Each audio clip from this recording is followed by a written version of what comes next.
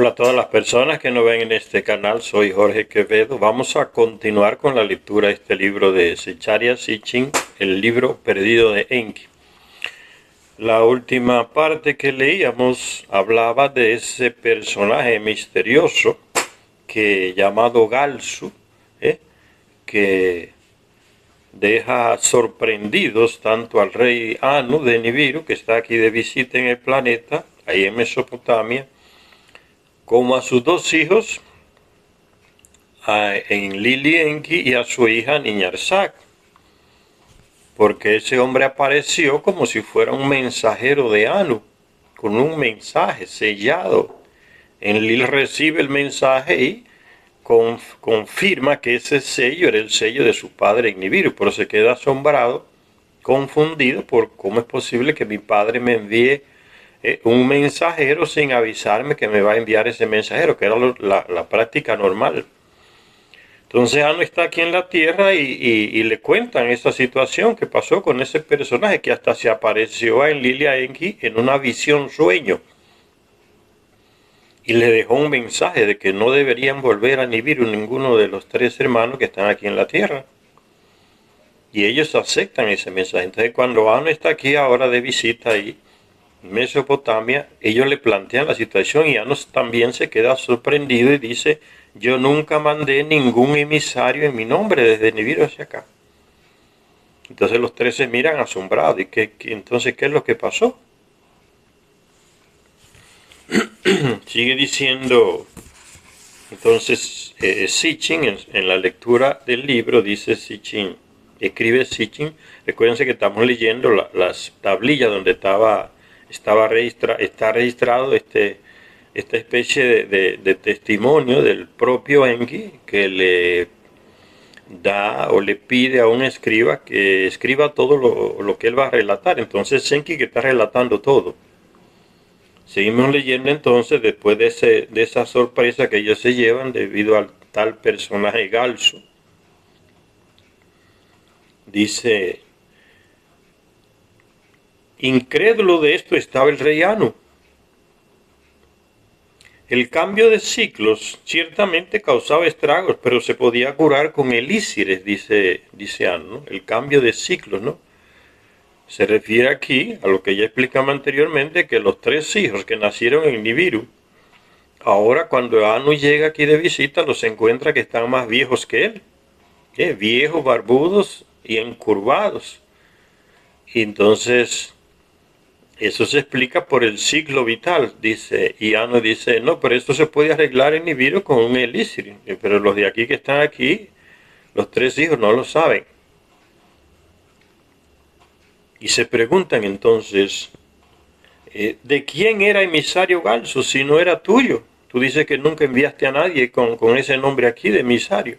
¿De quién era emisario Galso si no era tuyo? Dijeron al unísono Enki y Enlil. ¿Quién había querido salvar a los terrestres? ¿Quién hizo que nos quedáramos en la tierra?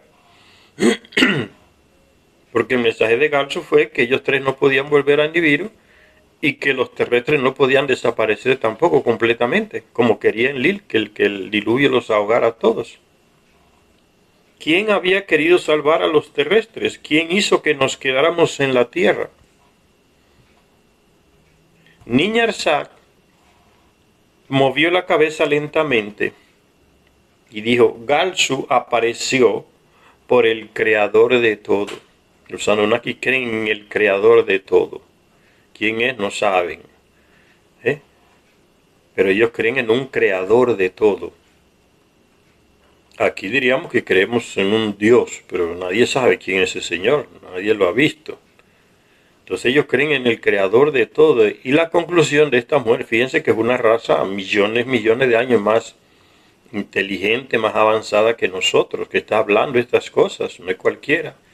Esta mujer concluye: Galsu apareció por el creador de todo. Ella analiza todo lo que ha pasado con ese personaje y concluye así. La conclusión que no tienen ni Enlil, ni Enki, ni Anu. Ella es que hace esa conclusión: Galsu apareció por el creador de todos, como que fue un enviado de ese creador de todo. el que decide como los destinos de todo el universo. La creación de los terrestres también estaba destinada, de eso debo maravillarme. Durante un rato guardaron silencio los cuatro, porque Enlil acusaba a Enki de que había creado los terrestres, y ese no era el plan cuando ellos vinieron aquí al planeta, era simplemente agarrar oro y llevárselo. Y Enki fue que inventó eso de crear al terrestre para que sustituyera al Anunnaki en la extracción de oro en las minas. Y después se fueron dando esos acontecimientos ya en que el terrestre ya ocupa prácticamente todo el planeta. Y comienza entonces otra etapa que Enlil menos quería, que era la mezcla de las dos razas, tanto de ellos como de los terrestres. Y entonces la creación de los terrestres, por conclusión lógica, también estaba destinada en esos planos del creador de todo, que se creara el terrestre, porque ahora aparece ese hombre misterioso diciendo no se puede eliminar al terrestre completamente del planeta. Entonces todo eso que hizo Enki creando el terrestre también estaba dentro de los planos del creador de todo. Ellos son como instrumento de ese creador de todo, ¿no? Como de ese destino, como sin saberlo. Dice Anu, la creación de los terrestres también estaba destinada. De eso debo maravillarme. Durante un rato guardaron silencio los cuatro. Cada uno rememoró en su corazón acontecimientos del pasado. Mientras nosotros decretábamos suertes y destinos aquí, la mano del destino dirigía cada paso, así dijo el rey Anu. El Anu hace una reflexión mucho más profunda. El rey de Nibiru tiene más conocimiento que sus hijos. Mientras nosotros decretábamos la suerte de muchas cosas, la mano del destino dirigía cada paso, dijo Anu, sin nosotros saber. Vinimos aquí al planeta, creamos al terrestre, ahora está entre nosotros, y llega ese personaje diciendo que no pueden eliminarse todos los terrestres. Entonces todo lo que se hizo, incluso la creación del terrestre, era parte de ese proyecto, de ese creador de todo, al que Galsu representa, según dice la hija de Anu. La voluntad del creador de todo es evidente. En la tierra y para los terrestres solo emisarios somos. Ellos se analizan, entonces lo que nosotros somos simples emisarios aquí en el planeta de ese creador de todo. O sea, que nosotros viniéramos aquí también ya estaba destinado. Que creáramos extraterrestres también estaba destinado por el creador de todo. La voluntad del creador de todo es evidente en la tierra y para los terrestres solo emisarios somos. Este planeta es de ellos, de los terrestres. Nosotros somos simples emisarios. La tierra pertenece a los terrestres. Se nos ha utilizado para preservarlos y para hacerles avanzar. Eso es importante, porque ahí está hablando de civilizar al terrestre para que él mismo vaya avanzando con la ayuda que ellos le van a dar, como parte de ese destino ya del creador de todo, y son el instrumento, ¿no? Sin saberlo. Entonces dice Enki, ante esta reflexión de Anu, dice Enki, si esa es nuestra misión aquí, entonces preservarlos y hacerlos avanzar, o sea, darle más civilización para que ellos vayan avanzando. Si esa es nuestra misión aquí, actuemos de acuerdo con ellos, así dijo Enki, y no como está haciendo mi hermano Enlil, queriendo destruirlos a todos y teniéndolos en un estado salvaje. Andan desnudos. Entonces, si se reconoce que estamos aquí para realizar ese proyecto del creador de todo, que nos está usando inconscientemente, entonces hagamos las cosas de acuerdo a eso. Si es para ayudarlos a avanzar a ellos, al terrestre, entonces actuemos en consecuencia. Eso es lo que Enki está diciendo. Los grandes Anunnakis que decretan las suertes intercambiaron consejos en lo referente a las tierras, las divisiones de las tierras que se hicieron. Ya leímos en el capítulo anterior. Los grandes Anunnaki decidieron crear regiones civilizadas. Los grandes Anunnaki pues son ellos tres, ¿no? Enki, Enlil y la hermana Niñarsal, los tres hijos del rey Anu. Aquí en la tierra ellos son los tres grandes, los tres comandantes. Los grandes Anunnaki decidieron crear regiones civilizadas. Siguiendo entonces lo que Enki dijo, pues si estamos aquí para hacerlos avanzar, actuemos en consecuencia. Vamos a seguir dándole ayuda y civilizándole, ayudándole a que ellos avancen. Entonces se inicia. Los grandes Anunnaki decidieron crear regiones civilizadas para proporcionar en ellas conocimientos a la humanidad, o sea, al terrestre. Fundar ciudades de hombre, que significa con mayúsculas ciudades de hombre, ciudades donde sean ellos los que gobiernan.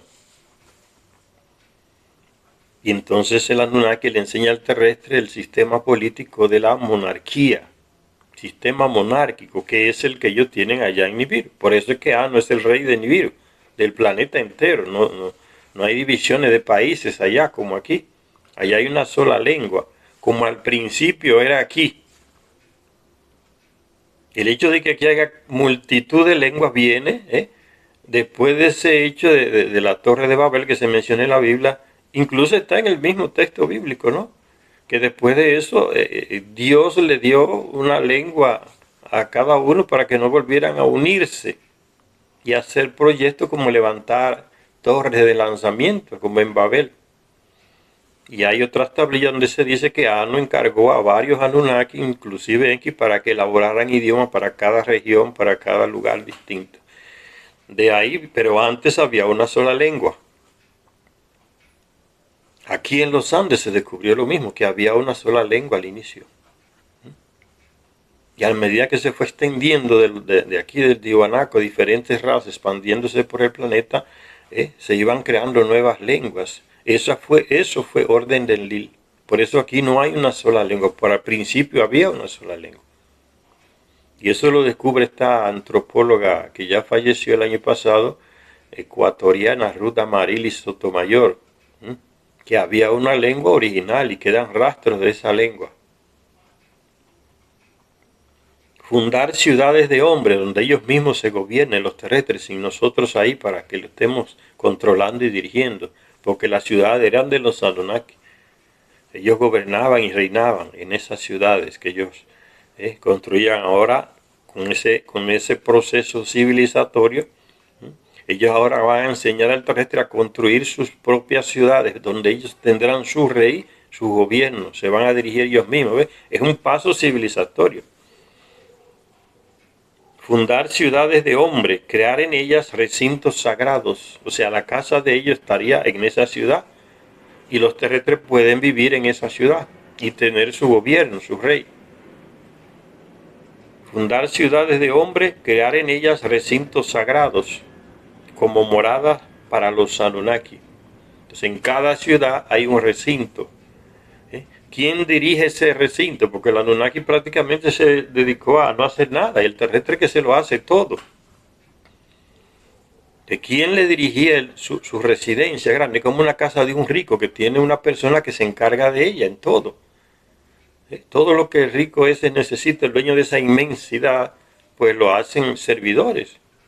Como Donald Trump, que tiene una residencia en Miami, y alguien se la administra. Eso es lo mismo que hicieron los Anunnaki. Ellos van a ayudarnos a levantar nuestras propias moradas, recintos sagrados, y entonces ellos eligen personas que le administren esa residencia. Esa gente que administra esa residencia, ellos le ponen un nombre y los enseñan y le dan conocimiento. Se llaman sacerdotes y sumos sacerdotes. No es en sentido religioso. Todavía no habían creado las religiones. Entonces el sacerdote y el sumo sacerdote se le enseñan rituales, cómo tratar a las personas, cómo vestirse, cómo hacer las cosas en la residencia, cómo cuidar todo lo que necesita el encargado de esa residencia. Cómo mantenerla limpia, organizada, quién va a cocinar, un equipo para limpiar el jardín, otro equipo para limpiar la casa, otro para tener las ropas preparadas del Anunnaki. A eso se refiere. Entonces, fundar ciudades de hombre, crear en ellas recintos sagrados como morada para los Anunnaki, que después el terrestre le llama de templos. Establecer la realeza en la tierra, ven lo que acabé de decir, el sistema monárquico de ellos, establecer la realeza. Por eso hay textos que dicen, la realeza cayó del cielo, el reino cayó del cielo, porque es el sistema que traen los Anunnaki, que imperan en Nibiru, la monarquía, como decimos. La realeza, establecer la realeza en el planeta Tierra. Al igual que en Nibiru, dar corona y cetro a un hombre escogido, o sea, elegir un rey. Transmitir a través de él, del rey, la palabra de los Anunnaki al pueblo. Hacer cumplir el trabajo y la destreza. Entonces ese rey elegido o electo es el que va a transmitirle los mensajes del Anunnaki al pueblo. Entonces no va a haber un contacto directo entre el Anunnaki y el pueblo.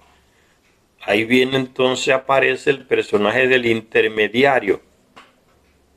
El puente entre el Anunnaki y el pueblo está el rey o el sumo sacerdote, para transmitir mensajes que el Anunnaki no quiere dar directamente al pueblo o enseñar.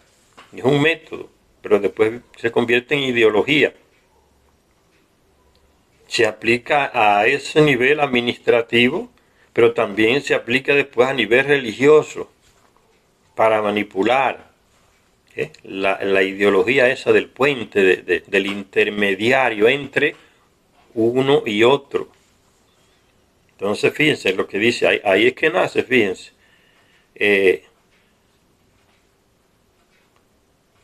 Transmitir a través del rey la palabra de los Anunnaki al pueblo. Hacer cumplir el trabajo y la destreza. ¿Por qué le digo que esto se convierte en ideología después de miles de años? Que ellos establecen ese método. Porque las religiones comienzan a utilizarlo para tener poder, para manipular. Y se inventan los llamados dioses, y después el dios único que se inventa en esas culturas ahí semitas. El dios Yahvé, el dios único, ya no hay dioses, sino uno. Y para acceder a ese uno, para tener el mensaje de ese uno, se necesita un intermediario, que puede ser un profeta, que puede ser el rey. Y después surgen las iglesias, ¿no? Que también siguen el mismo método ideológico, ¿no? Si usted quiere rezarle a Dios, tiene que venir a la iglesia mía o hablar conmigo para que yo hable con él y él le diga a través de mí lo que le digo a usted. Y las iglesias cristianas asumen la misma ideología, ¿no? La ideología del intermediario, el puente, que esa es el origen de la gran manipulación mental de las personas, ¿no? Yo soy que te digo a ti lo que Dios quiere decirte. Viene de esto que inauguraron los Anunnaki, ¿no? El rey, le decimos al rey nuestro mensaje y él que se lo comunica al pueblo. Nosotros no se lo comunicaremos al pueblo. Con esa ideología que llegó a ser pura manipulación, en la misma época de Jesucristo, él dice, no, eso no sirve. Tenemos que superar esa ideología de la manipulación, porque los sacerdotes manipulaban al pueblo diciéndole que ellos eran el puente entre Dios y el pueblo, los intermediarios. Si usted quiere rezar, tiene que venir aquí al templo, traernos ofrendas y dinero, lo que sea, y nosotros hablamos con Dios y Él le dice a ustedes a través de nosotros lo que Él quiere, o lo que ustedes esperan. Es como Dios no habla, no aparece hablando con nadie, el intermediario, que es el pastor o el sacerdote o lo que sea, le dice a usted lo que le da la gana y dice que fue Dios que dijo. Y el pueblo asume esa metodología también. Cuando una madre no quiere que su hija se case con un tipo porque no le gusta el color de la piel de él o porque no tiene dinero, la madre elabora un plan que es este mismo. Se coloca como puente y le dice a la muchacha que es ignorante en ese aspecto y le dice, mi hija, Dios me dijo que ese hombre no te conviene. Y aquella como es ignorante, entonces acepta. Pues si Dios dijo, yo no puedo ir en contra de Dios. Y acepta y deja al tipo. Cuando aparece un tipo que tiene dinero o características económicas de otro tipo que a la mamá le cae bien, entonces ya le dice de nuevo a la hija, Dios me dijo que ese es el hombre que te conviene, mi hija. ¿Ven? El pueblo también asume la misma ideología del puente, del emisario, del intermediario. ¿Y qué hace Cristo con esa ideología? Cuando los apóstoles le dicen, maestro, ¿eh? Los fariseos en el templo le enseñan a sus discípulos a rezar con Dios, a hablar con Dios, a rezar. Nosotros que somos tus discípulos, ¿cómo tenemos que hacer igual que ellos? ¿Eh? Y Jesús le dice, no, no, no, no, no, no. Cuando usted quiere hablar con ese Dios, con el Padre, dice Jesús, ustedes se trancan en su cuarto, en su habitación, ustedes solitos, ahí hablan con Él. Él sabe lo que ustedes quieren. Elimina el intermediario, elimina la iglesia, elimina los sacerdotes, elimina los pastores, Jesucristo. Casi nunca hablan de eso los sacerdotes porque están metiendo un propio cuchillo. O los pastores nunca agarran ese texto para explicárselo a la gente. Que lo descalifica a todos ellos, que se aparecen como los intermediarios de Dios. Los que le llevan la palabra de Dios a las otras gente. Que el mismo Dios no, como que no puede. Y la gente, es el método más fácil de engañar y manipular. La gente casi nunca se ha puesto a pensar en eso. Cristo descalifica esa ideología del intermediario. Ni él mismo se coloca como intermediario. Le dice a la gente, no, usted se tranca en su cuarto y habla con su padre. El padre, que lo sabe todo, sabe lo que usted quiere, lo que está en su corazón. Ya usted no tiene que ir a templo, no tiene que procurar sacerdote, o sumo sacerdote, o pastores. Descalifique esa ideología del intermediario, creada por los Anunnaki que le enseñan eso al terrestre. Nosotros ahora vamos a comunicar cosas a través del rey y el rey se la comunica a ustedes.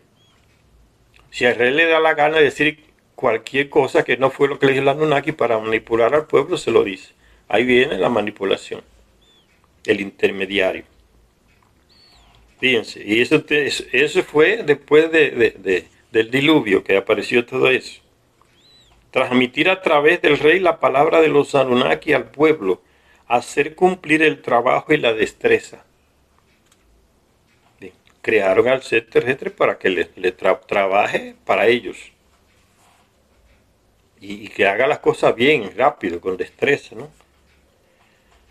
Recuérdense que se plantearon cómo nosotros que somos los menos vamos a controlar y a gobernar para que nos sirvan a esta inmensidad de terrestre que se está expandiendo por todo el planeta.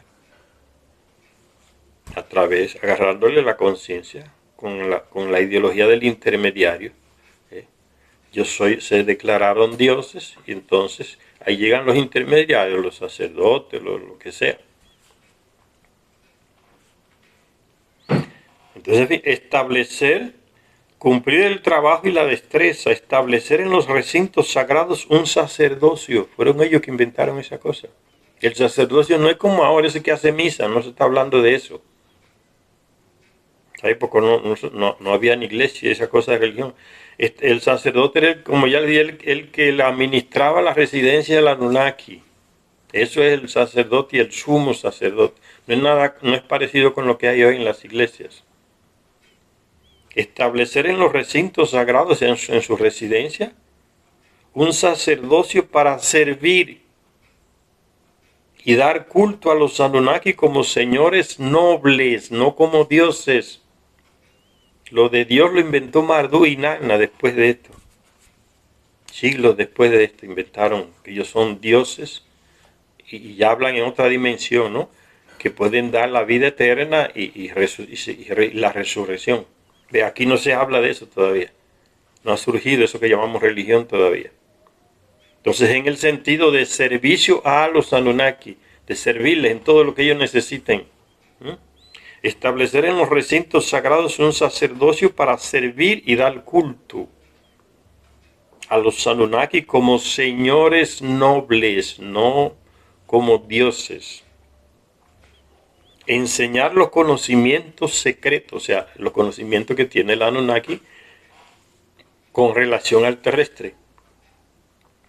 Son secretos, son de ellos. Si quieren se lo comunican al terrestre o si quieren no se lo comunican. Entonces son los conocimientos secretos, solo lo tienen ellos. Es la raza avanzada, ¿no? El terrestre está como una persona en blanco que ahora va a comenzar a ser civilizado por ellos.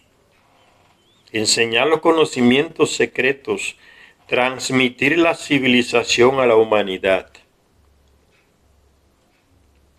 Entonces eso lo ordena Anu. Que Anu está ahí con ellos. Eso lo ordena Anu para que hagan eso con el terrestre y ser consecuentes con lo que ellos interpretan que están destinados a hacer en este planeta. Ayudar a avanzar al terrestre, no destruirlo. Eso es lo que ellos entienden e interpretan que es la voluntad del creador de todo. Por eso la aparición de Galso. Y lo que le dice a ellos, te tienen que salvar del terrestre, no pueden destruir. Los Anunnaki resolvieron entonces crear 4 regiones, 3 para la humanidad y una restringida donde no podía entrar el terrestre. ¿Cuál es ya le dije eso antes, cuáles fueron las 3 regiones? La primera es el Edén, ahí donde está Enlil y sus descendientes, que no es un jardín, no es un local.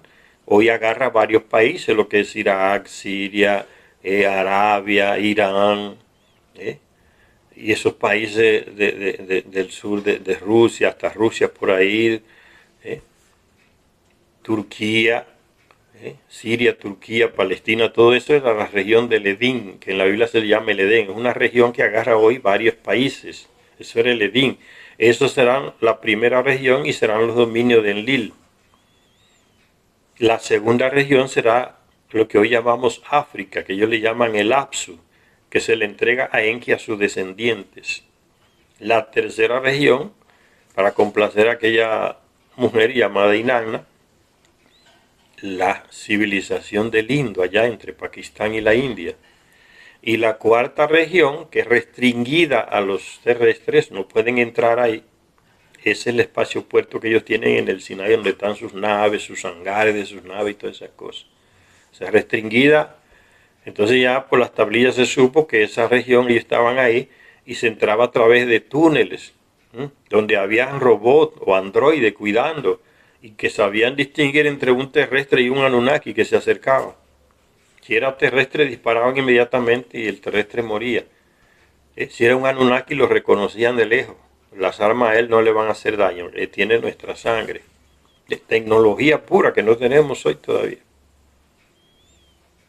Resolvieron crear 4 regiones, 3 para la humanidad y una restringida a los terrestres, a la humanidad. Establecer la primera región en la antigua tierra del Edén, bajo el dominio de Enlil y sus hijos y descendientes, para seguir después con la segunda región en la tierra de los 12 estrechos. La tierra de los 12 estrechos, te voy a mostrar que eso es el territorio que hay entre el río Nilo y el Mar Rojo, la tierra de los 12 estrechos, miren aquí, ven. Todo este territorio aquí, ven, entre el Nilo y el Mar Rojo, esa es la península del Sinaí, es el Mar Rojo. Aquí está el canal de Suez y hicieron después. Este territorio aquí entre el Nilo y el Mar Rojo es la tierra de los, todo esto aquí África, después por acá. La tierra de los 12 estrechos es aquí. Y en ese territorio era donde reinaba Dumuzi, se le dio a él, el que murió accidentado en las cataratas, que todavía están por aquí, cataratas diseñadas por ahí debajo de están, las cataratas de Asuán, donde él resbaló y murió. Esa es la tierra de los 12 estrechos. Fíjense donde está Asuán por aquí, una presa, ¿no? Asuán. Eso lo construyó Enki.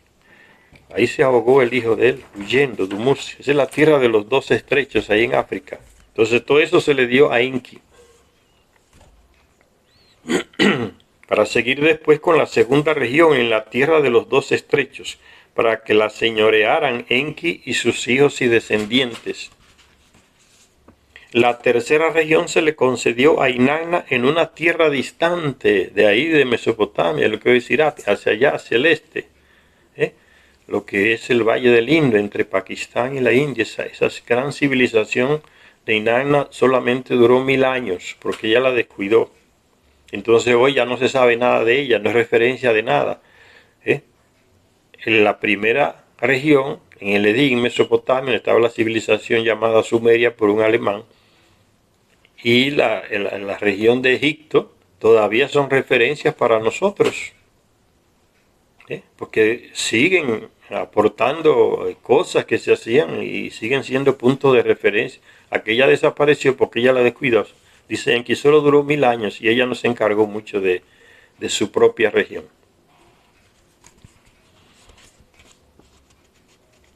Entonces dice, la tercera región se le concedió a Inanna en una tierra distante, para que no se mezclara con las otras dos.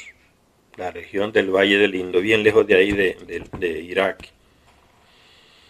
La cuarta región, consagrada solo para los Anunnaki, donde no podían entrar los terrestres, sería la península del Sinaí, donde estaba el lugar de los carros, es el lenguaje terrestre, el lugar de las naves espaciales de ellos, de sus armas grandes. Y esa era la cuarta región, ningún terrestre podía entrar ahí. Y sigue entonces el libro diciendo, viene ahora el relato del viaje de Anu a las tierras de más allá de los océanos. Aquí vino, donde estaban los dominios de Enlil y su hijo Ninurta. En Tiwanaku estuvo Anu. ¿Dónde descendió su nave cuando llegó aquí? En el ladrillado, como dicen los chilenos, aquella llanura aplanada en una altura de 3000 metros y algo allá en los Andes, que corresponden hoy a esa parte de Chile. Ahí se ven las piedras enormes de toneladas de peso en una plataforma en el terreno que fue allanado. De lejos se ve esa llanura que se nota que fue hecha allá arriba, en medio de esas montañas. Ahí era el lugar de ascenso y descenso de las naves. Aquí entonces los dominios de Enlil y su hijo Ninurta. Viene ahora el relato del viaje de Anu a las tierras de más allá de los océanos. Entonces duró 17 días, parece, ahí en Mesopotamia con sus hijos después que llegó. Y antes de irse entonces viene aquí a los dominios de Enlil y de su hijo Ninurta, aquí a los Andes. Viene ahora el relato del viaje de Anu a las tierras de más allá de los océanos, aquí en las Américas. Y de cómo en la primera región, en el Edén, se restablecieron ciudades para los Anunnaki. Ciudades que habían sido hundidas o destruidas por el diluvio, se levantaron de nuevo esas ciudades, ahí en Mesopotamia, donde había una ciudad que fue hundida por el diluvio, cubierta por el lodo y el agua, la basura. Los planos que se tenían de esa ciudad, el Anunnaki lo usa de nuevo para construir la misma ciudad en el mismo lugar donde estaba la otra. Eso después de miles de años que se seca todo. Después que las aguas del diluvio ya no tienen nada enlodado. Miles de años pasaron. Dice, habiendo tomado las decisiones acerca de las 4 regiones y de la civilización de la humanidad, Anu preguntó por su nieto Marduk.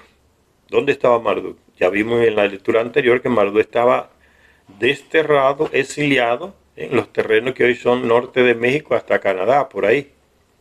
Como dice el mismo Enki, ¿no? En esos lugares donde hay muchos animales de 4 patas con grandes cuernos, ¿no? Son renos, bisontes. Por esas tierras por ahí estaba él desterrado con su esposa terrestre Sarpaní y su hijo joven Nabu, porque fue vencido dentro de la pirámide y en lugar de matarlo, pues lo exiliaron a esos territorios. Más allá de los océanos, dice, ve, hay que cruzar el Pacífico para llegar acá. Esa era la ruta que ellos hacían. Habiendo tomado las decisiones acerca de las 4 regiones y de las civilizaciones de la humanidad, Anu preguntó por su nieto Marduk. Debo verle de nuevo. O sea, antes de irme a Nibiru, yo quiero ver a mi nieto Marduk. Marduk es hijo de Enki. Quiero ver a mi nieto Marduk. Si yo mismo causé la cólera de Marduk, dice Anu, yo mismo fui que causé su cólera, porque le quité a su padre y a los descendientes de Enki la posibilidad de dar el trono allá en Nibiru. Y se lo asigné a mi hijo Enlil, que es hijo de mi media hermana. Pues por eso Anu dice, yo mismo fui que causé la rebeldía de Marduk, que siempre reclamó eso. Ustedes me han quitado el poder que yo tengo como heredero al trono de Nibiru. Y aquí en la tierra me han dejado de lado también. Entonces Marduk vivía con esa amargura. Y quería entonces recuperar ese poder que le correspondía como heredero al trono también. Y aquí en la tierra. Si yo mismo causé la cólera de Marduk al invitar a Dumuzi a Nimicida a Nibiru. Así se preguntaba Anu. Deseaba reconsiderar el castigo que había recibido Marduk de estar en el exilio. Deseaba, el rey puede anular esa sentencia que le dieron aquí a Marduk, al exilio. Entonces quiero reconsiderar la sentencia que se le dio a Marduk y lo quiero ver. Cuando hagas tu viaje a las tierras de más allá de los océanos, aquí a las Américas, se le dirá a Marduk que se encuentre conmigo. La tierra por donde vaga está en aquellas partes de la tierra. ¿Ves? La tierra por donde está vagando Marduk está en aquellas partes, aquí en las Américas. La tierra por donde vaga está en aquellas partes de la tierra, así dijo Enlil a Anu. Antes de que la pareja real fuera a las tierras distantes, viniera aquí a las Américas, Anu y Antu inspeccionaron el Edén y sus tierras, subieron en sus naves y desde arriba inspeccionaron toda la región del Edén, todo lo que era la región del Edén. Visitaron Eridu, la ciudad de Enki, donde tenía una inmensa residencia, y a Nibruk, y la residencia de Enlil también, ahí en el centro de Mesopotamia, en lo que hoy es Irak. Vieron dónde se habían planeado las ciudades de la primera región, porque Enlil hizo un plano para su región de ciudades nuevas, cuál ciudad va aquí, cuál va allá, todo un plano bien elaborado. Entonces Enlil quería ver ese plano que su hijo hizo, dónde iban a construir todas esas ciudades para los Anunnaki.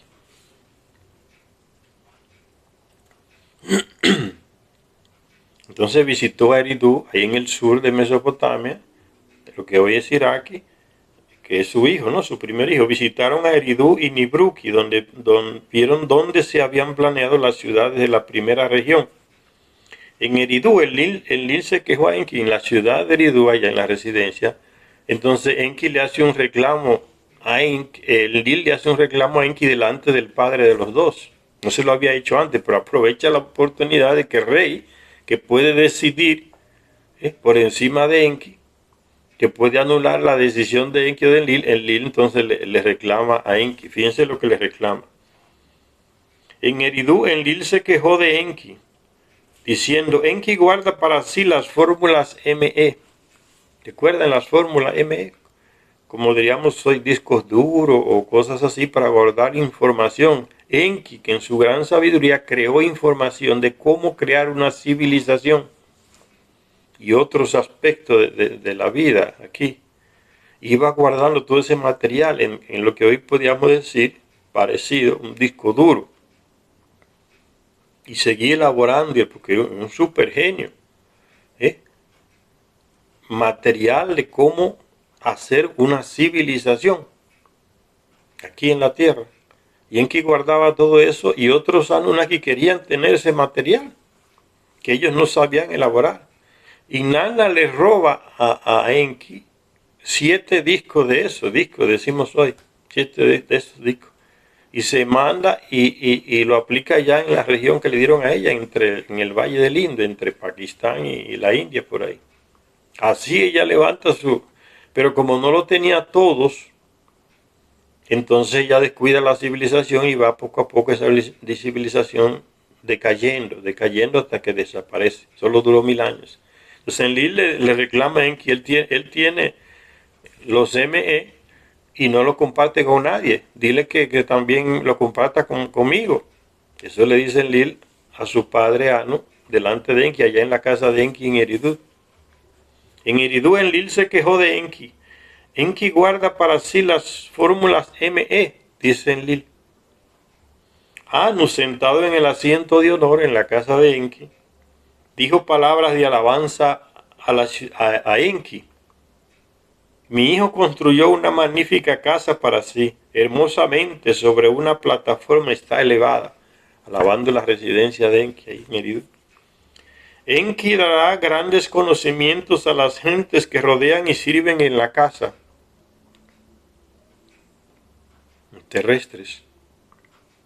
Ahora, los conocimientos que se guardan en secreto en los MEs deben ser compartidos con los demás Anunnaki. Ahí le derrubó la exclusividad que tenía Enki sobre las mismas cosas que él había elaborado, los discos esos duros, donde estaba todo lo que se necesita para levantar y mantener y desarrollar una civilización. Entonces Enki se sintió mal por ese reclamo de Enlil y la decisión de Anu. Enki se sintió violento. Le prometió a Anu compartir con todos las fórmulas divinas, son esos discos duros, las fórmulas divinas, que él, como ya dije que él fue creando, se molestó. Pero la palabra del rey Anu es irrefutable, habló, eso es. Sea aquí en la tierra como en Nibiru, la palabra del rey el punto último, no hay discusión. No se puede apelar a esa última palabra del rey Anu. Entonces Enki se molestó, pero prometió a Anu compartir con todos las fórmulas divinas, con todos los Anunnaki. En los días posteriores, Anu y Antu inspeccionaron las otras regiones en naves celestes. Lo que le di, las naves celestes son pequeñas naves para andar aquí dentro del planeta. No son para irse al espacio. Naves celestes se le dice. Después, en el 17º día, van ya 17 días, que están ahí en Mesopotamia, la pareja real volvió a Unuki para descansar una noche más. Estaba en el sur de Irak, en la casa de Enki en Eridu. Entonces fueron al norte después a la ciudad y a la residencia que se le construyó a Anu, en Unuki, recuerdan, que es la Erek de la Biblia, o Uruku, después en otro idioma ahí. Entonces él está en el sur y vuelve con su nave otra vez a su residencia ya en el centro de lo que hoy es Irak, por ahí. Después, en el 17º día, la pareja real volvió a Unuki para descansar una noche más, que era como 5 días durmiendo, que tienen el ciclo de vida de Nibiru, como ya les dije en la lectura pasada. A la mañana siguiente, cuando los Anunnaki más jóvenes llegaron ante Antu y Anu para ser bendecidos, los nietos, los bisnietos de rey, llegaron todos para recibir, dice aquí, la bendición. Todo eso no viene de ellos, ¿ves? Bendecir a los hijos, señal de respeto de los hijos hacia él y de él y del cariño del que bendice a ellos, ¿no? Tráigame todos mis nietos y mis bisnietos terrestres, que yo no los conozco. Ya se fueron todos los jóvenes Anunnaki, descendientes de Enlil y Enki, a darle honras, ¿no? Y a recibir esa bendición del rey Anu. Está ahí en su casa, ahí en Mesopotamia, en Unuki, su residencia. Dice, después del 17º día, la pareja real volvió a Unuki para descansar una noche más. A la mañana siguiente, cuando los Anunnaki más jóvenes llegaron ante Anu y Antu el rey y su esposa, para ser bendecidos. Anu se encariñó de su bisnieta Inanna, la primera vez que la vio. Anu se encariñó de su bisnieta Inanna, la estrechó, la abrazó y la besó. En otras tablillas, Secharia Sitchin aclara que eso significa que lo que sucedió fue que Anu se enamoró y la tomó como amante en esos días, a Inanna, en los días que estuvo ahí, en Unuki. Por eso es lo que viene ahora, que dice Anu, ve. Anu se encariñó de su bisnieta Inanna, era lindísima. La estrechó, la abrazó y la besó. Yo me imagino la rabia de Antu, la esposa del rey ahí. Quería desgreñarla, Entonces da la orden. Téngase en cuenta todas mis palabras. Anunció a los congregados. Este lugar, después de que nos vayamos a esta residencia mía aquí en Unuki, después de que nos viene la orden que da, después que tiene el romance breve con Inanna, téngase en cuenta todas mis palabras. Es una orden que estoy dando como rey. Anunció a los congregados. Este lugar, después de que nos vayamos, désele a Inanna como dote. Sea mi presente para Inanna la nave celeste en la que me estoy desplazando para aquí y para allá. Le deja la residencia y le deja una nave. Sea mi presente para Inanna la nave celeste en la cual hemos inspeccionado la tierra. La reacción de Inanna. Con regocijo Inanna se puso a bailar y a cantar sus alabanzas a Anu. Se llegarían a cantar como himnos con el paso del tiempo. Ya que a mujer no le gusta que le den presentes, regalos. Lo que consigue la mujer no lo consigue el hombre, con el cuerpo. Se encariñó, la abrazó y fue su amante en esos días ahí. Y le dejó la casa de regalo. De esa actitud de muchos hombres con las mujeres no viene de ellos. Somos creados a su imagen y semejanza, o sea, imagen a nivel físico nos parecemos con ellos y semejanza que a nivel psicológico actuamos igual que ellos. A imagen y semejanza, como dicen en el Génesis, nos crearon.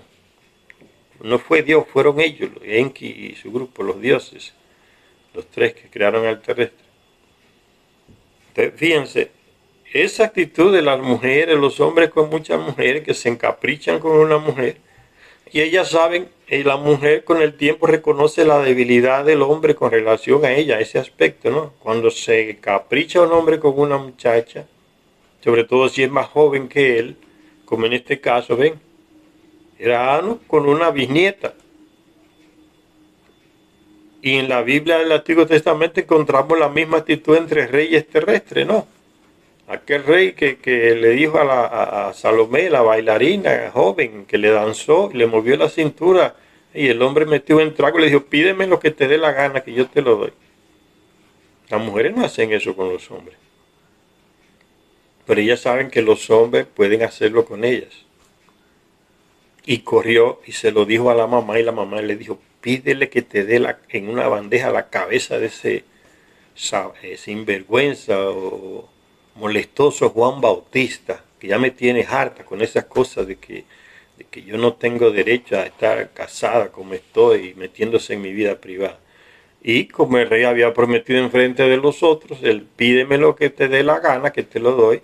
No tuvo más remedio que cumplir con la palabra para no pasar como mentiroso en frente de la gente que está ahí. A través de la historia eso viene y se repite. ¿Sí?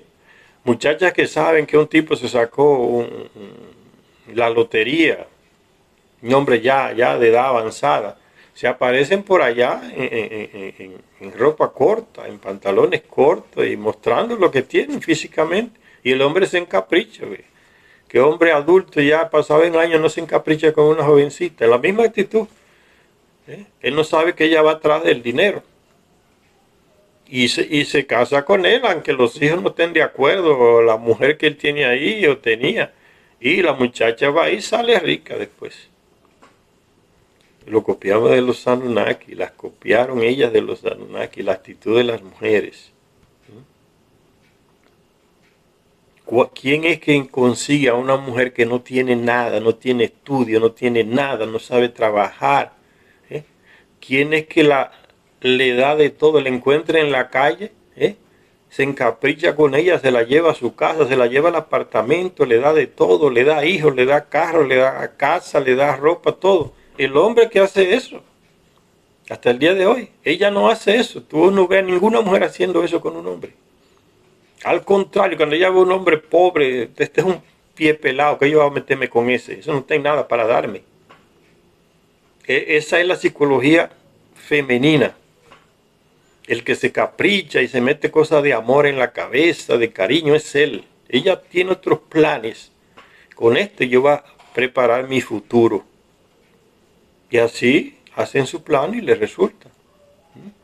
Eso no me lo estoy inventando yo, eso es de la vida diaria. En todos los países del mundo hacen la misma cosa. Saben que un tipo de futbolista tiene millones y van y consiguen dinero y se le meten allá en la habitación de él. Le pagan dinero al dueño del hotel o al que lo atiende para que la deje meterse allá y se le mete en la cama allá. Para que le haga un hijo. Desde que le hace el hijo, ya ese es mío. Aunque se vaya con otra, me tocan millones. Y mientras tenga ese hijo, tiene que darme. Se le dio el plan. ¿Tú oyes que ella vaya atrás de un pata pelado a hacer eso? No, son planos. Quienes nos andamos enamorando y que de amor y hablando de amor y todas esas cosas son los hombres. Los hombres deberían ser más expertos y aprender con ellas. Ellas hacen planos futuros con los recursos que tiene él. Y las mujeres se ríen cuando un tipo se enamora por ella y quiere llevarla y darle casa y todo, solo por el trasero, por las piernas o por los pechos. Las mujeres se ríen de eso y no lo dicen nunca los hombres. Si usted es un hombre inteligente, usted busca que es una mujer inteligencia, profesional, que si usted no puede trabajar, ella trabaja también y gana su salario. Pero como que se le ve el juicio, ¿no? Y una que no tiene nada, no sabe de nada, de repente está tratada como una reina, así por nada. Solo porque el tipo se encaprichó con ella. Y ella dice, no, aquí se me arregló mi futuro con este tipo. Y si hay que decirle que lo amo, ella se lo dice 1000 veces, todas las veces que quiera. No viene de acá, señor, eso tiene su origen. Los Anunnaki nos enseñaron eso a los terrestres. Le danzó y él se encaprichó y le dejó hasta la casa y la nave. Imagínense ustedes cómo se sentiría Antu, la esposa de Anu. Quería quizás desgreñarla, arrancarle la cabeza con todo. Porque esa es la actitud de la mujer en relación a aquella que le está quitando algo que ella dice que es de ella. La mujer tiene ese problema, ¿no? Que ella convierte al hombre que ella tiene en un objeto como si fuera un zapato o una cartera. Él es mío, ese zapato es mío, esa cartera es mía. Y él es mío también. No venga tú a cogerme mis zapatos y usarlos, son míos. No venga a agarrarme mi vestido que es mío. Y no venga a agarrarme mi hombre que es mío. Lo convierte en una cosa. Y esto de amor y de cosas, ella no se importa con eso. Él es mío y pronto y acabó. Y la que venga a agarrármelo, puede ser que le corte hasta la cabeza, si hay que cortársela. Lo hace una madre con la hija, lo hace una tía con la sobrina, no importa. Él es mío. Eso es convertir un ser humano en una cosa. Y eso trae violencia. Por eso ese lenguaje de que tú eres mía y tú eres mío es violento, porque te convierte en una cosa, en un objeto. Ya tú no eres libre. Tú no puedes decidir. Y si decides te mato. O te hago la vida un infierno. No importa que no me ames, pero tú eres mío, tú te quedas aquí. Esa es la desgracia que trae esa ideología, ¿no? Tú eres mío y yo soy. Yo hice un vídeo sobre eso. en otro canal que yo tengo, ¿no? Yo no soy tuyo, tú no eres mía. O sea, no somos propiedad de las personas. Ese lenguaje lo usa el dueño de esclavo o la dueña de esclavo, que compra esa persona como si fuera un objeto y dice entonces usted es mío, usted hace lo que yo le diga. Lo que usted piense o sienta no me interesa, usted es mío. Es una propiedad mía como es el perro, el gato. Yo lo compré a usted. Ella hace eso o él hace eso con el esclavo o con la esclava porque la compró como un objeto. No la ve como una persona que tiene valores, que tiene sentimientos, que tiene libertad y ansia de libertad. No, ella anula todo eso. No, usted es mío y pronto y acabó. Ven a dónde lleves esa mentalidad, ¿no? De que tú eres mía no, tú eres mío. Pura violencia.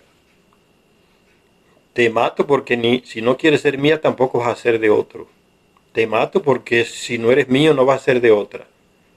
Es una ideología muy violenta, que eso es lo que está primando entre cantidad de mujeres y hombres, ese tipo de relacionamiento, ¿no? Tú eres mío, tú eres mía. Entonces, eso se ha venido a través del siglo implantando como una cultura, como una ideología. Y son pocas las personas que tú encuentras que se han librado de eso, que dicen, no, tú te puedes ir, tienes tu vida, tú te vas por tu lado, haces tu vida de nuevo. Tú no eres mi propiedad privada y yo me voy y hago la mía de nuevo, que te vaya bien, te deseo lo mejor. Son pocas las personas que tienen esa capacidad para decirnos que se puede ser diferente a aquella ideología de lo mío y que tú eres mío y que tú eres mío o mía. Entonces depende mucho de la persona, ¿no? De la personalidad, de la madurez que tiene, sea hombre o mujer, dejar que el otro decida. ¿Ve? Yo te abrí la puerta de mi corazón cuando tú llegaste, la puerta sigue abierta. El día que tú quieras salir, te vas. Yo procuro otra persona. ¿Eh? Son pocos, puedes contarlos. Pero esa es la mejor manera de convivir. No haciendo al otro mi propiedad privada. La religión ayuda a esa ideología, aunque ustedes no lo crean. La religión profundiza esa ideología de lo mío en las personas. Y cuando usted se va a casar a la iglesia, el padre se mete en la vida privada de usted, le dice, usted está unido a eso hasta la muerte. O sea, usted no puede decir, yo no quiero más. Yo soy libre. Y la misma jueza que te casa te dice lo mismo, ¿no? Usted acepta a fulano o a fulana como su esposa. No dice como la esposa. O usted acepta a fulano de tal como el esposo, que la va a acompañar en su vida hasta donde usted quiere. No le dicen como su. O sea, incentivan esa ideología de la propiedad privada de la otra persona. Como su esposa, como su esposo. O sea, usted es mío, usted es mía. ¿Ves? La misma ideología se cuela en la religión y en esa actitud moral de los jueces o de las juezas que hacen el matrimonio. Entonces enriedan la vida a las personas. Tú eres mi esposa, yo soy tu esposa. O sea, hay una propiedad. ¿Por qué no coloca la? Le quita el su y le pone la. Tú eres la esposa, tú eres el esposo con el que yo quiero hacer tal cosa, vivir tales años, quiero. Eso es tener madurez personal y ver a la otra persona respetándole su libertad de decir sí o no cuando quiera. Y asumir las consecuencias de ese sí o ese no. Pero la vida es más civilizada de esa manera. De la otra manera, colocando el su o mío, es más violenta y lleva siempre a violencia y a más sufrimiento entre las personas que se están relacionando desde ese punto de vista. Tú eres mío, tú eres la mía o mío. Acepta a fulano tal como su esposa, como su marido. Porque no dice como el marido, como la esposa.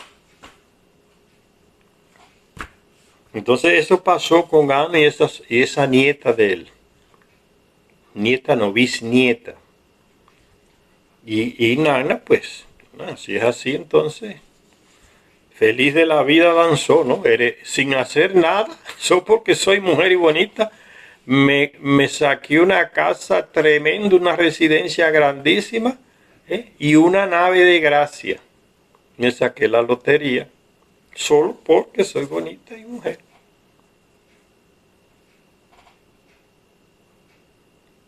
Yo me río en este texto porque yo me imagino la cara de Anto, la esposa de Ano, maldiciendo a Inanna, ¿no? Queriéndole arrancar la cabeza.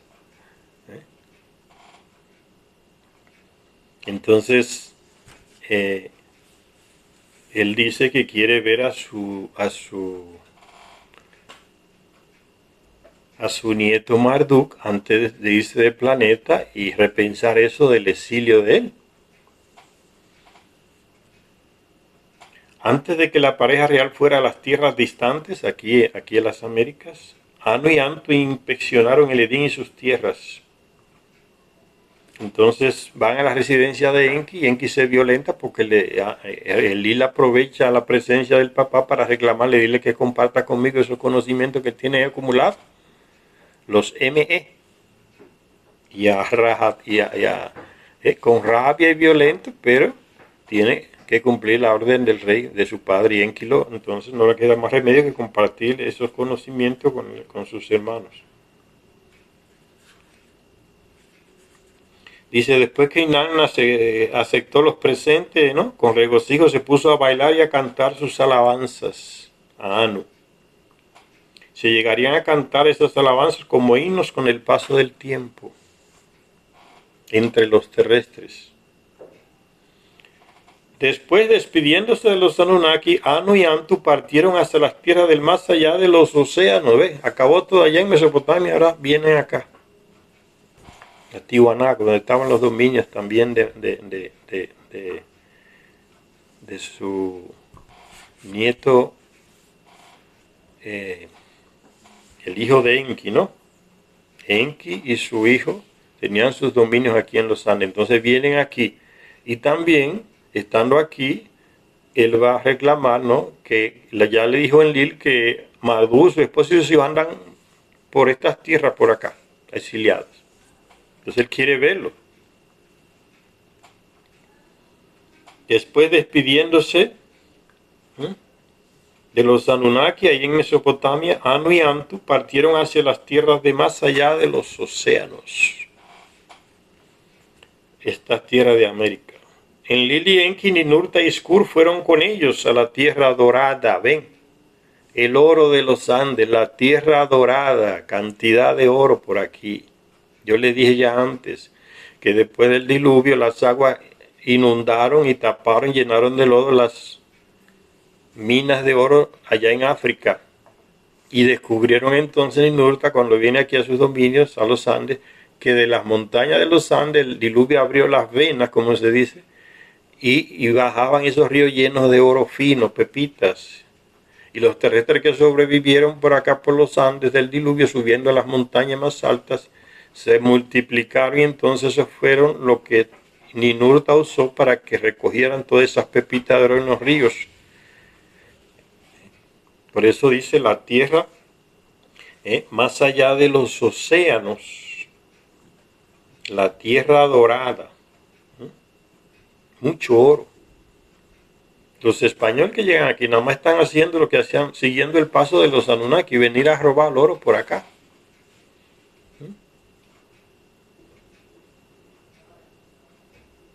Enki, entonces fíjate, él viene acompañado con Enki, con Enlil y con el hijo de Enlil llamado Iskur, el más pequeño, que aquí en América se le aparece en los diseños. Allá se le decía el atronador, porque tenía unas armas que cuando la disparaba es un resplandor que parecía todo de día y un trueno que le rompía el alma, los oídos a medio mundo. Le llaman el atronador, Adat, ese Iskur, el más pequeño de Enlil.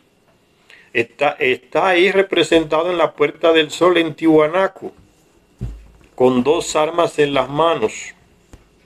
Ese Iskur, que se llamó en otro idioma Adat, el atronador, tiene dos armas en la mano y una parece un rayo. Está diseñado en la Puerta del Sol ahí en Tiwanaku. Ese es Iskur, el hijo más pequeño de Enlil, que vino desde allá de Mesopotamia, ven, con el rey Anu, y vino con su tío, y con su padre Enlil, con su tío Enki. Entonces vienen ellos de allá hacia acá.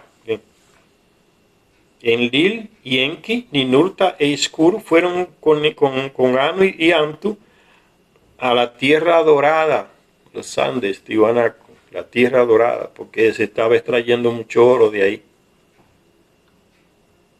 Para impresionar a Anu, el rey, con las grandes riquezas de oro, está hablando de aquí, de los Andes. Ninurta construyó para Anu y Antu una morada. ¿Cuál sería esa morada ahí en los Andes que le construyó Ninurta? ¿Sería parte del Tiwanaku, donde residía Ninurta ahí?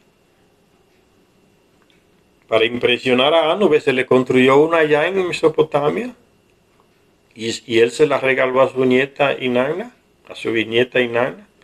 Y aquí también se le construye una para recibirlo también, que se sienta bien y cómodo. Para impresionar a Anu, el rey, con las grandes riquezas de oro, Ninurta construyó para Anu y Antu una morada.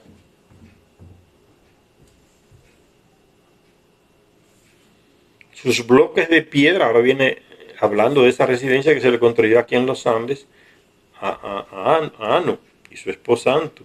Sus bloques de piedra tallados a la perfección estaban cubiertos por dentro de oro puro. Cuando llegan los españoles, y los indígenas le muestran los llamados templos de los Viracochas, los españoles encuentran unas cosas maravillosas para robar. Paredes con placas de oro.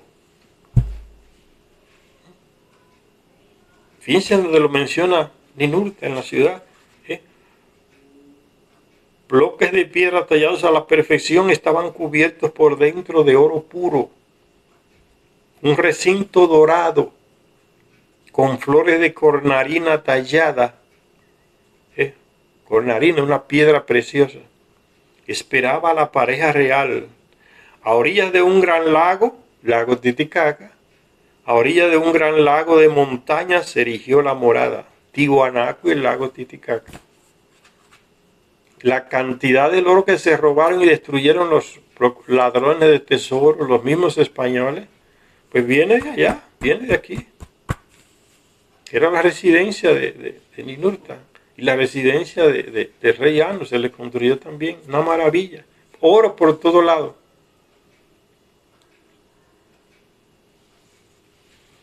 Aquí hay oro suficiente para muchos años, dice venidero, dijo Anu satisfecho cuando vio tanto oro.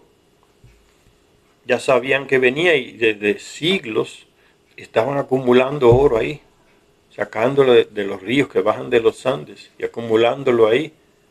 No es extraño que cuando llegan los españoles le preguntan a los indígenas, ¿de quién es todo ese oro? Y ellos señalan hacia arriba, es de ellos, de los dioses, es lo que andan en las naves, ese es de ellos. El terrestre tiene esa conciencia. El oro es de esa gente, porque el terrestre lo usa apenas para un adorno pequeño en el cuello, una oreja, lo que sea. El oro es de ellos, esa cantidad de oro es de ellos. Fíjense lo que dice del oro de los Andes. Aquí hay oro suficiente para muchos años. Y dice Shar, que es el año de Nibiru, que aquí en la tierra son 3.600 años. Dice, para muchos años, Shar. Aquí hay oro. Imagínense la cantidad de oro que tenía acumulado ahí. Y las minas que se le mostró, los ríos, ¿no? Dice, aquí hay oro para muchos Shar. Dijo Anu satisfecho. En un lugar cercano, Ninurta les mostró a Anu y a Antu un montículo artificial. Una pirámide. Montículo artificial. ¿Recuerdan los montículos artificiales? Las pirámides en Egipto, para guiar a las naves que descendían. Pues ahí también había. Y ya se ha descubierto que en algunos lugares de Tiwanaku había una base que era de alguna pirámide. Que los arqueólogos lo han descubierto. Toda esa región de los Andes. Tiwanaku, Machu Picchu, Pumapunku, todo eso por ahí era parte de la misma estructura inmensa de los dominios de Ninurta ahí. Ninurta explicaba cómo se había hecho un lugar para fundir y refinar metales. En el libro que estamos leyendo en otro canal, que se llama Los Reinos Perdidos, Secharia Sitchin va a esos lugares, investiga y descubre muchos subterráneos ahí en Tiwanaku, en Pumapunku, en Machu Picchu, en otros lugares, Sacsayhuamán, por ahí, todas esas cosas. Estructuras que tienen canales subterráneos. Cerca del lago Titicaca también, canales subterráneos, y lugares donde se nota que el agua fue reprimida para que bajara de otro lado y penetrara a tal lugar por debajo de la tierra y como que lavara algo y cae en otro lugar y después en otro lugar.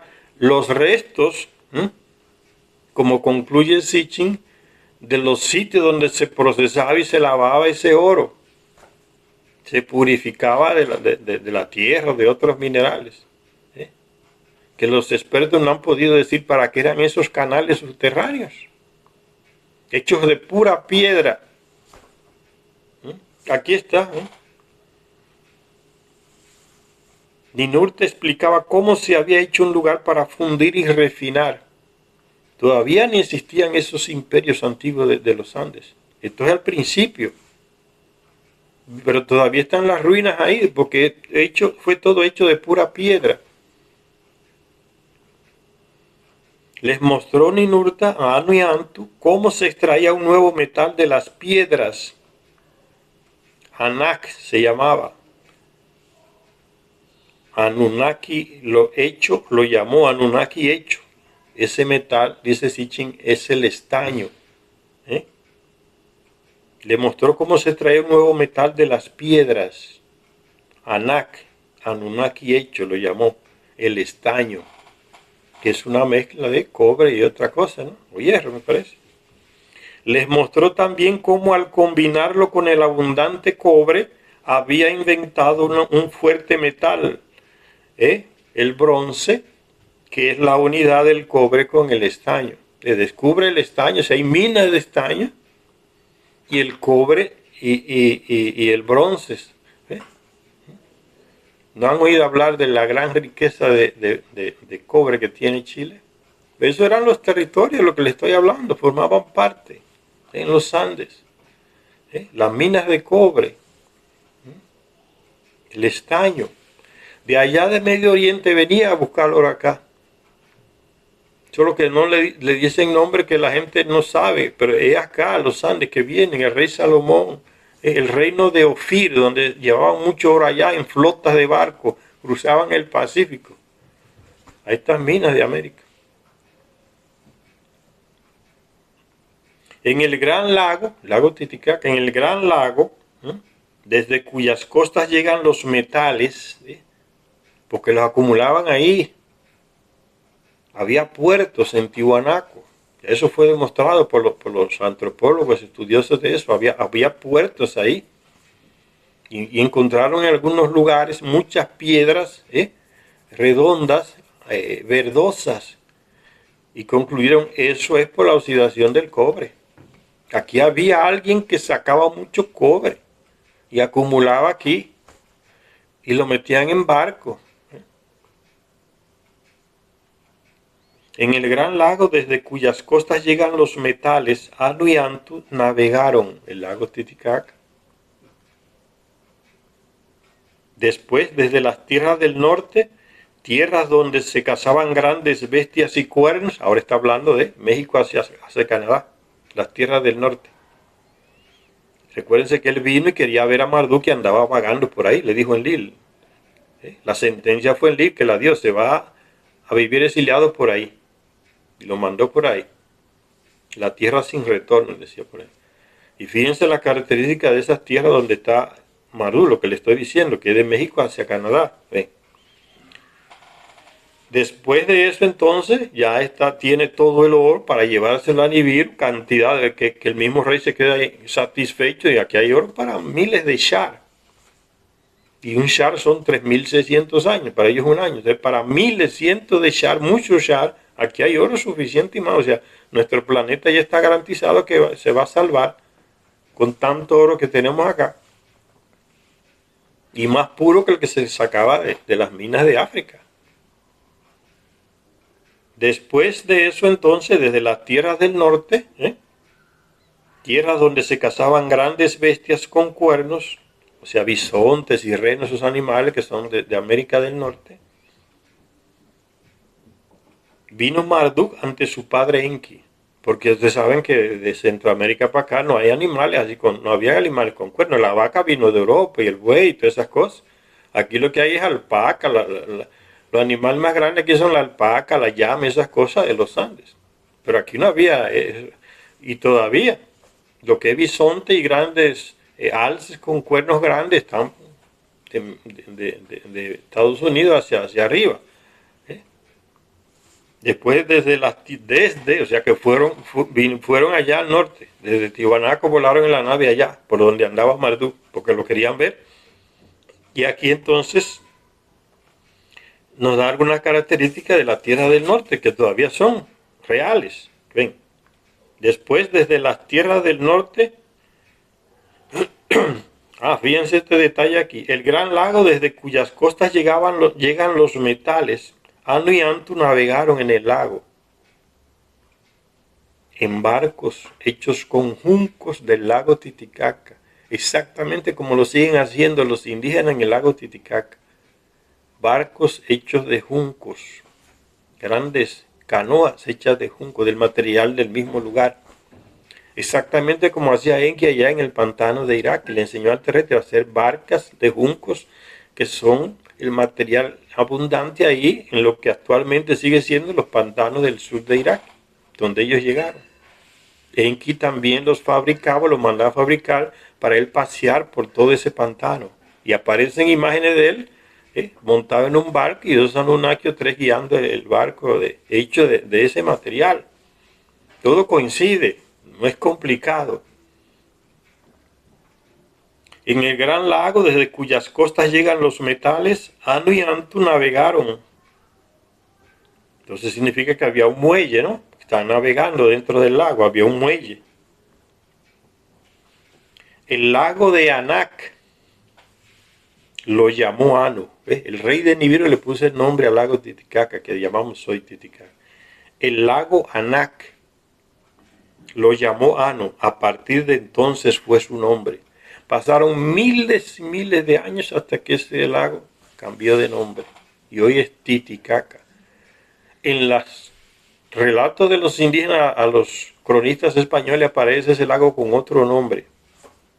Y hoy termina siendo el lago Titicaca, que tiene un significado distinto en Aymara. El lago de Anak lo llamó Anu. A partir de entonces fue su nombre. Después, desde las tierras del norte, tierras donde se cazaban grandes bestias con cuernos, bisontes, renos, vino Marduk ante su padre. O sea, ¿qué tecnología ellos usaron para decirle, Marduk, baja para acá, que Anu te quiere ver, y llegar a los Andes, donde está Anu, allá en Tiwanaku? Pues para nosotros puede ser complicado, para ellos no tienen la tecnología. Y Marduk no estaba por allá desnudo, se llevó muchas cosas para sobrevivir por ahí. Y yo me imagino, pues lo más normal me hace el elemento de comunicación, porque desde aquí de los Andes le mandan el mensaje, ven que Anu te quiere ver, está aquí en el planeta. Vino Marduk ante su padre desde las tierras del norte donde se cazaban grandes bestias con cuernos. Vino Marduk ante su padre Enki y su abuelo Anu, ahí a Tiwanaku. Marduk les habló con pesar de su muerte.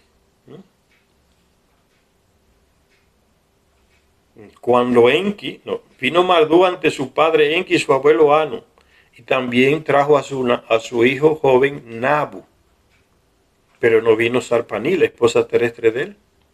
Y entonces, cuando Enki le preguntó a su hijo Marduk por Sarpaní, Marduk les habló con pesar de su muerte.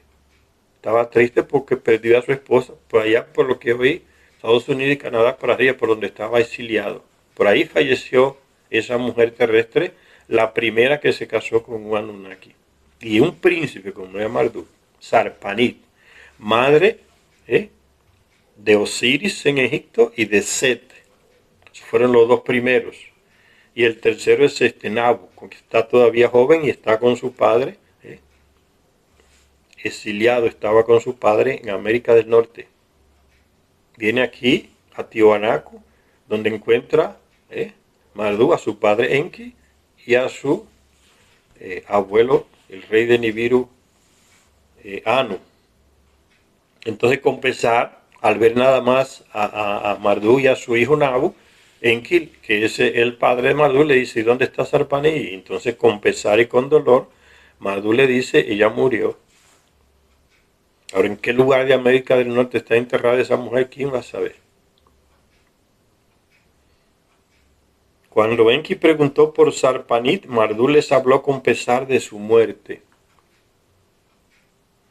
Ahora solo Nabu queda conmigo, porque había perdido a Osiris, que lo mató su hermano Set, y había perdido a Set, que fue condenado y quedó ciego, y lo mandaron por ahí exiliado por los lados de hoy Israel y Palestina. Lo sacaron de África, donde estaban sus dominios, en el sur de África. Entonces perdió los dos hijos. Entonces el consuelo era Nabu, que le quedaba, el más pequeño, que vino con él al exilio, a América del Norte. Ahora solo queda Nabu conmigo, dice Marduk triste a su padre Enki. Y le dijo también a su abuelo Anu: ahora solo Nabu queda conmigo. Anu, que es su abuelo de Marduk, ve a su nieto y a su bisnieto Nabu, que tiene sangre Anunnaki y terrestre, que es hijo de Marduk, que es Anunnaki, y de Sarpanit, que era de ahí de Mesopotamia. Anu estrechó contra su pecho a Marduk.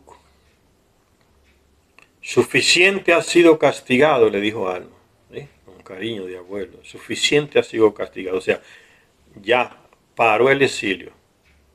El rey lo dijo, eso es la palabra final. Ya fue suficiente de exilio, ya. Suficiente ha sido castigado, dijo Anu a Marduk. Poniendo la mano derecha en la cabeza de Marduk, un signo de ellos, Anu bendijo a Marduk para ser perdonado. La condena del exilio acabó. Vuelva ya a sus tierras, a sus dominios. Desde el lugar dorado, arriba en las montañas, está hablando de los Andes, lleno de oro. Desde el lugar dorado arriba en las montañas, todos los que se habían reunido fueron hasta la llanura de abajo. Allí extendiéndose, fueron hasta las llanuras de abajo. ¿En qué lugar sería? Puede ser que haya sido ahí en Tiwanaku. Allí extendiéndose hasta el horizonte, Ninurta había preparado un nuevo lugar para los carros. El enladrillado en Chile. Nuevo lugar para los carros. El carro celestial de Anu y Antu, aquí no dice nave celeste, recuerdan que es distinto. La nave celeste es una nave pequeña para desplazarse dentro del planeta. Él viene en el carro desde el cual vino desde Nibiru, que es una nave grandísima, que hace un viaje espacial larguísimo. Por eso se le llama el carro celestial. Celestial es un término que hace referencia a religión, celestial.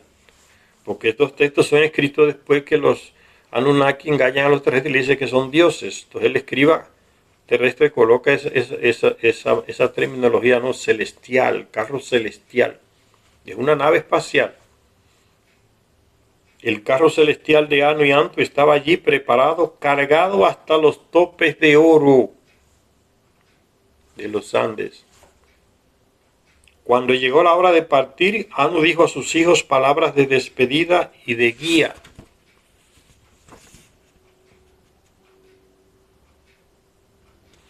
Ese espacio puerto que tenía Ninurta ahí en los Andes sería esas señales que hay, símbolos de Nazca ahí en Perú, para guiar a las naves que venían desde desde allá de Mesopotamia, atravesando el Pacífico, y llegaban a las costas pacíficas de lo que hoy es Perú, Chile, por ahí. Sería, Sitchin dice que sí, que esas marcas que están en Nazca, ¿no? Las marcas de Nazca con pájaro y una flecha grande al inicio, que está en la arena y por más viento que haga que le caiga, esas marcas siguen ahí, no desaparecen. Tecnología de ellos, de los Anunnaki. Esas marcas siguen ahí, están hechas para qué? Para verlas desde alguien que viene desde el espacio, desde el aire. Por eso que han descubierto las formas de esas figuras de Nazca en Perú, porque alguien sube en una nave, en un helicóptero y ve lo que hay debajo. O sea, no están hechas para el que esté debajo la vea. Entonces están hechas para alguien que viene de arriba y la flecha grandota que hay ahí, en la costa del Perú, Nazca, va guiando. ¿Sí? Esa es la conclusión que llega a Sitchin. Nadie más concluye eso. ¿Para qué serían esas marcas de Nazca? Hay un montón de teorías, cada una más bobona. Esto tiene más lógica, más peso. Cuando llegó la hora de partir, desde aquí se fue directo a Nibiru. No volvió más a Mesopotamia. Cuando llegó la hora de partir, Anu dijo a sus hijos palabras de despedida y de guía. Sea lo que el destino pretende de la tierra, dice Anu, palabras de orientación, como dice Enki, palabras de despedida, de orientación. Sea lo que el destino pretende de la tierra y de los terrestres, dejen que sea así, o sea, no se opongan al destino. Esto va a ser de los terrestres, nosotros aquí somos visitantes, no hay más, olviden que esto es nuestro. Sea lo que el destino pretende del planeta Tierra y de los terrestres, dejen que sea así.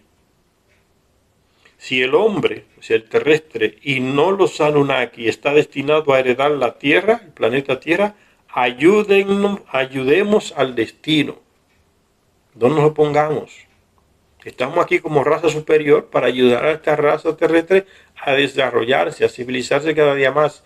Secharia Sitchin plantea que esa promesa de civilizar al terrestre cada día más, ayudarles, se mantiene, porque es tomando en cuenta el tiempo de Nibiru. Cada 3.600 años que el planeta pasa por aquí, ellos aportan algo. Por eso hay ideas nuevas que llegan de la cabeza de alguien. Ellos siguen civilizándonos cada vez que pasan por aquí. A través de intermediarios, que pueden ser personas inteligentes y crean de repente una idea, a nivel de tecnología, de lo que sea. Y la humanidad va avanzando a nivel de tecnología y conocimientos. Ellos siguen civilizándonos. Cada 3.600 años, que para ellos es un año en la vida de ellos. Para nosotros es mucho, para ellos es un año. Ese proceso continúa. Lo que es en el tiempo de ellos, el proceso civilizatorio está hecho o se está haciendo en el tiempo de ellos, no en el tiempo de aquí del planeta. Denle el conocimiento a la humanidad, la orden de Anu antes de irse. Denle el conocimiento a la humanidad. Recuerdan que aquel Dios de la Biblia, Yahvé, se oponía a que Adán y Eva, los dos terrestres, tuvieran conocimiento. No coman del árbol del conocimiento y de la vida, porque van a morir. Y Enki, que la serpiente, le dice, eso es falso, es que él no quiere que ustedes sean como ellos, como él, inteligente, una vida más plena, más larga, es falso. Y la serpiente tiene la razón, porque los dos comen, o sea, se adquieren conocimiento que no tenían, eso significa comer del árbol, y no mueren. Al contrario, toman más conciencia de ellos y se tapan. Se reconocen como hombre y como mujer, que no andaban los dos desnudos, eran como salvajes, no se reconocían en su sexualidad. Lo que ya sí hacían los Anunnaki. al tener ese conocimiento, como le dijo la serpiente, nos hacemos iguales que ellos, que tienen ese conocimiento de su sexualidad. Yo soy hombre y tú eres mujer, tenemos que taparnos. No somos bestias para andar desnudos. Hay un avance de conocimiento que Enlil no quería que se le diera al terrestre. ¿Ven cómo el destino? Al final, el mismo rey ordena. No, eso es lo que tienen que darle al terrestre. Conocimientos, civilización. No se opongan a eso. Es un golpe de bajo para Enlil, que no quería eso. No, denle el conocimiento y nunca se opongan a eso. Ellos tienen que, el planeta es de ellos. Vamos a ayudarles a desarrollarse. Como le dije entonces, este mandato, denle el conocimiento al terrestre, a la humanidad. Enséñenle hasta cierta medida, ¿ves? Hay un control del conocimiento, de compartir la tecnología, el conocimiento. Denle hasta cierta medida los secretos del cielo y de la tierra, conocimientos astronómicos y de otro tipo, los secretos del cielo y de la tierra, hasta cierta medida. Pero Enki sabe que con la inteligencia que él le dio al terrestre, cuando tuvo hijos con una terrestre y nació Adap y la descendencia de Adap, el terrestre va a ir avanzando en conocimiento, nunca podrá alcanzar al Anunnaki y llegar hasta donde, porque siempre ellos van ahí enfrente de nosotros. Por eso viene, como dice Ana, denle hasta cierto punto a la humanidad el conocimiento, hasta cierta medida, los secretos del cielo y de la tierra. Enséñenles leyes de justicia y rectitud. Luego váyanse a Nibiru de nuevo. Y se fueron. En la época de Josefo, el judío que escribió La guerra de los judíos, la época de los romanos, Josefo y otros, que fue un judío que se convirtió al imperio romano, se hizo hasta ciudadano romano, ese Josefo y otros escritores de esa época, griegos también, dicen lo mismo, que en Roma se escuchó, que en Jerusalén se escuchó, cuando los romanos iban a ocupar el templo, con Tito, el emperador, que entró y arrasó, voces que salían de... La gente en la ciudad escuchaba voces que venían de arriba, no veían quién era, tecnología no era. Voces que decían, nos vamos, nos vamos, nos vamos, eran ellos. Y se fueron. Un hecho histórico. Varios escritores, entre ese conocido Josefo, lo dicen. Se escuchó en la ciudad de Jerusalén voces que venían de arriba hacia abajo. ¿Qué tecnología usaron? Que nadie veía, pero escuchaban las voces. Diciendo, nos vamos, nos vamos. La orden de Ana. Enséñenle leyes de justicia y rectitud. Enséñenles hasta cierto punto, hasta cierta medida, los secretos del cielo y de la tierra como planeta. Enséñenle leyes de justicia y rectitud.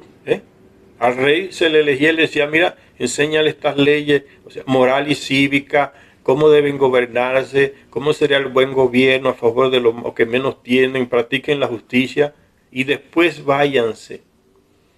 Esto está siendo hecho porque este mandato es en el tiempo de Nibiru, en el tiempo de ellos. Por eso yo les dije que ese proceso continúa. Yo lo digo porque lo saco del experto en estas cosas, que es Zecharia Sitchin. Zecharia Sitchin que dice eso. Lo más rico, ellos se fueron, pero siguen civilizándonos, porque es una orden del rey. Se fueron y siguen dándonos ese conocimiento. Y así es que el mundo va avanzando, entre caídas y levantadas, como sucedió también en Nibiru. Muchas guerras por muchos siglos, y guerra, se perfeccionaban las armas, y guerra, hasta que llegó un tiempo que algunos líderes dijeron, no, esto hay que pararlo, y se reunieron del norte y del sur allá en Nibiru y dijeron, vamos a parar esto, porque nos vamos a autodestruir todos. el mismo proceso que estamos pasando aquí en el planeta. Guerras y guerra y guerra y armas nuevas que salen y siguen guerra y más destrucción. ¿Cuál es el final? El final es la paz. No es la destrucción del mundo. Lo que estamos siguiendo el mismo camino de ellos. Siglos y siglos de guerra hasta que llegaron y hicieron la paz. Ahí se unió todo el planeta en un solo rey que manda y hace justicia para todos. Es el destino de nuestro planeta. No es la destrucción, como dicen muchos. Estamos a punto de destruir el planeta por el clima, por las armas, Ese no es el final del planeta, señor. Hay otros que son los que ven esto más claro que nosotros, que están más avanzados que nosotros. Los que protegemos el planeta no son los Estados Unidos, no son los chinos ni los rusos. Hay razas más avanzadas que nosotros que están colaborando para que ese camino se realice. Por encima de guerras y guerras, no importa. Se está haciendo el camino.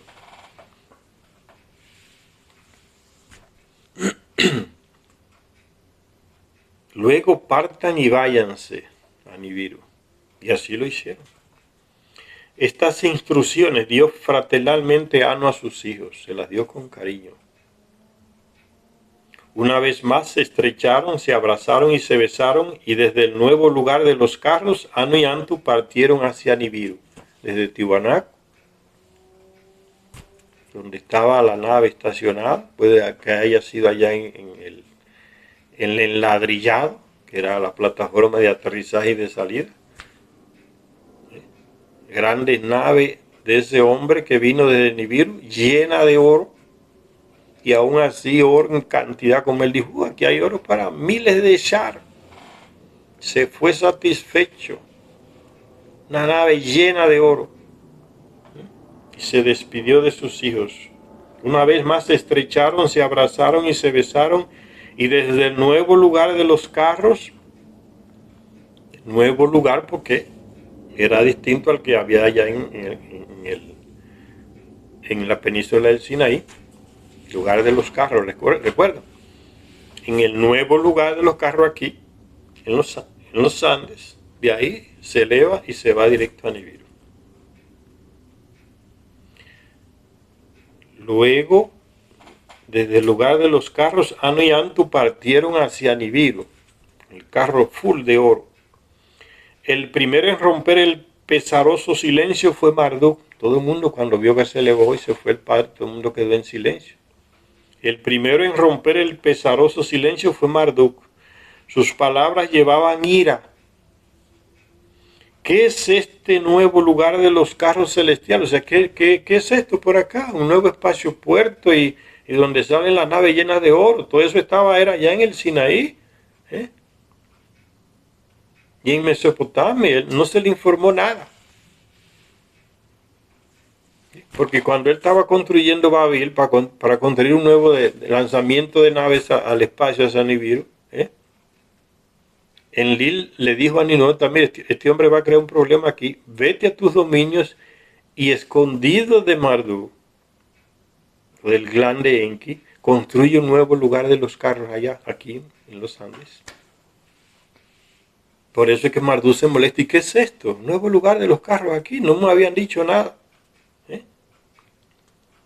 ¿Qué es este nuevo lugar de los carros celestiales? Pregunta Marduk, rabioso. Exigió una explicación de los demás Anunnaki. Nadie le había dicho nada. Ni el clan de él tampoco, su padre. ¿Qué ha ocurrido después de mi exilio sin mi conocimiento? Dice Marduk. Cuando Enki le habló a Marduk de las decisiones de las 4 regiones que se habían formado, la furia de Marduk no conoció límites. ¿Por qué ha de tener Inanna, la enemiga mortal de él, que lo quería matar? ¿Por qué ha de tener Inanna una región? Causante de la muerte de Dumuzi. Porque ella la premiaron con una región. Y fue la causante. Inanna dice que quien mató a Dumuzi acusa a Marduk que fue la causa del accidente de Dumuzi que se ahogó. Marduk dice que fue ella, por la ambición de querer poder casarse con Dumuzi, que provocó toda esta porcaría, que terminó con el accidente donde murió Dumuzi ahogado allá en la presa de Asuán, en Egipto. Uno acusa a otro de lo mismo. La furia de Marduk no conoció límites. ¿Por qué ha de tener Inanna, causante de la muerte de Dumuzi en su propia región?